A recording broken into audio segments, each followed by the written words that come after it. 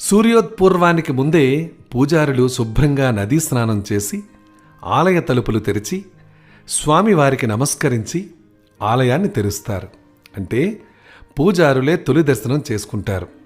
ఇది సాధారణ ఆలయాల్లో. మరి తిరుమలలో ఏం జరుగుతుంది? శ్రీ వెంకటేశ్వర స్వామి ఆలయంలో ఎలా ఉంటుంది? స్వామివారి ఆలయ భద్రత వంటి వాటిని గొల్లలు చూసేవారు. ఉదయం ఆలయం తెరిచి రాత్రి మళ్లీ మూసుకుని వెళ్లేవారు. తిరిగి వారే ఆలయాన్ని తెరుస్తారు. ఆ బాధ్యతను నేటికి కూడా వారే నిర్వహిస్తున్నారు. సాంప్రదాయబద్ధంగా ఆ కుటుంబమే ఈ కార్యక్రమాన్ని నిర్వహిస్తారు. అందుకే వీరిని సన్నిధి గొల్ల అంటారు. అందరూ బయట నిలబడి ఉండగా గొల్ల సన్నిధి తాళాలతో తలుపులు తెరుస్తారు.